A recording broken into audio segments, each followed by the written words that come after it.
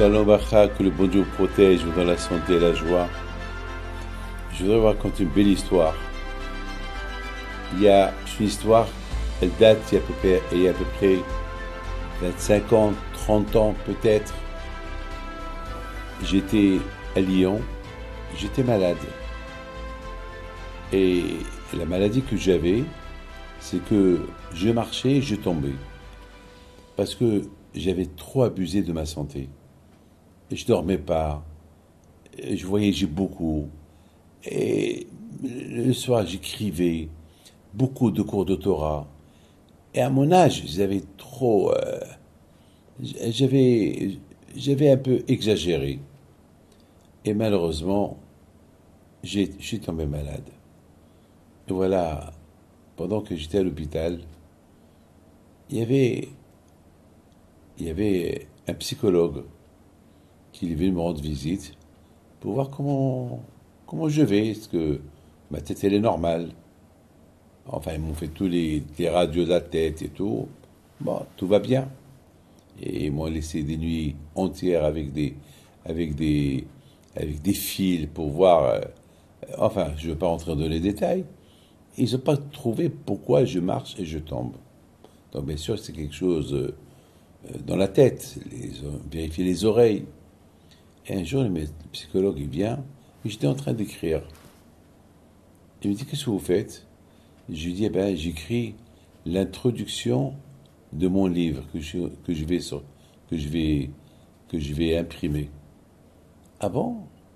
Et je peux savoir de quoi vous parlez dans ce livre-là? J'ai commencé à lui dire, c'est un livre de Torah, et j'ai commencé à... Je dis, alors, il me dit, donc vous n'avez pas besoin de moi, si vous écrivez l'introduction à votre livre, j'ai rien à vous dire. Je lui dis non. Si il y a des questions à me poser, on a commencé à se parler. Et à un moment donné, il a vu que il avait honte même de dire je suis venu voir Rabbi David. Et il a vu que des questions que je lui posais, il ne pouvait pas me répondre. Donc, ça s'est terminé comme ça. Ça, c'était un dimanche. Le dimanche soir, il y a quelqu'un qui vient dans ma chambre et me dit que sa sœur, ça fait une semaine qu'elle est à l'hôpital et qu'elle est dans le coma et qu'elle est entre la vie et la mort. Alors moi, je lui dis, j'avais une bouteille d'eau à côté de moi.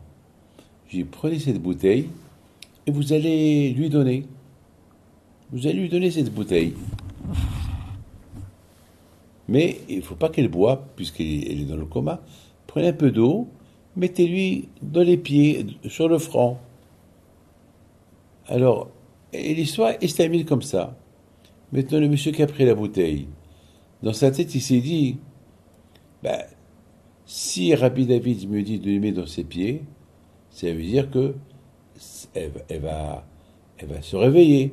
Alors peut-être si je lui mets dans la bouche, elle va se réveiller plus vite.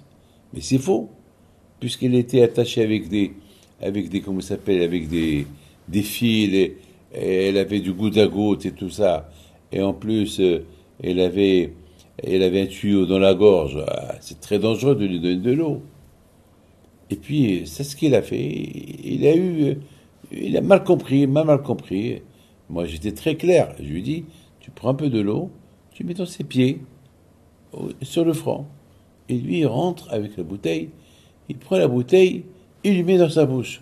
Les médecins qui ont vu ça, tout de suite, ils sont venus, ils l'ont arrêté, et ils l'ont dit. Et la petite, la pauvre, elle s'est réveillée, elle a commencé à tousser tout de suite. Ils lui ont enlevé les tubes de sa gorge, et elle a ressuscité. Entre-temps, vite, ils l'ont pris dans un bloc opératoire, elle a guéri. Vous savez qu'est-ce qu'il m'a dit le médecin? Il m'a dit heureusement que la petite s'est levée, elle s'est levée, sinon tu aurais pu être accusé de meurtre involontaire. Je dis, moi, que j'ai fait? Il m'a dit, oui, mais il vous a mal compris, nous on n'a pas de preuve que vous l'avez dit de lui mettre le coup dans ses pieds, vous l'avez dit Pour nous, lui, il a dit, c'est vous qui a donné l'eau, donc nous, on ne pouvait pas savoir. Mais heureusement, regardez à Botaï, les miracles qu'Akash Baruch Hu, il fait avec chacun de nous. Et je voudrais vous raconter une autre belle histoire, très belle histoire, des choses à apprendre de la vie. Une fois Rav Shach, alav shalom, il est parti pour chez son maître, qui s'appelle le Grise. Et il est parti chez lui pour étudier avec lui un peu la Torah. Et voilà, à un moment donné, le Grise, il dit à sa fille, ma fille, fais-moi un verre de thé. Donc, elle lui apporte un verre de thé. Il lui dit, ma fille, apporte-moi un peu de sucre. Elle lui apporte un peu de sucre. Après, il lui dit, ma fille, je peux avoir une cuillère. Elle lui apporte la cuillère. Alors, Rav Shach alav shalom, il dit au Grise, à son maître, Rabbi, mais pourquoi tu as dérangé ta fille 3 fois, et le thé, et le sucre, et la cuillère. Pourquoi tu n'as pas dit depuis le départ, apporte-moi un verre de thé avec du sucre et une cuillère? Ah, le Grise, il lui dit, mon fils, je veux t'apprendre une chose. L'importance du respect du père et de la mère. L'important. Si j'aurais dit depuis le départ, apporte-moi un thé, du sucre et une cuillère, alors elle a fait une seule mitzvah. Moi, je voulais qu'elle fasse 3 mitzvot. Et chaque pas qu'elle fait, c'est une mitzvah. Donc finalement, elle m'a apporté un verre de thé, mais elle a fait des milliers de mitzvot. Au lieu qu'elle fait quelques centaines de mitzvot, je lui ai fait faire des milliers de mitzvot. Et c'était une leçon que Rav Shach alav shalom, il a appris ce jour là-bas. Il a dit à son maître, si je suis venu avec pour apprendre cette leçon, ça vaut la peine. Mes amis, il y a des miracles qu'Hachem y fait, mais il y a des miracles que nous on fait. C'est que les miracles que nous on fait, les miracles qu'Hachem y fait, il nous maintient miraculeusement.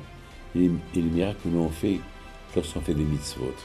Faire des mitzvot dans un moment, un temps dur comme aujourd'hui, c'est extraordinaire. Que bon Dieu vous protège, vous donne la santé, la joie. Amen.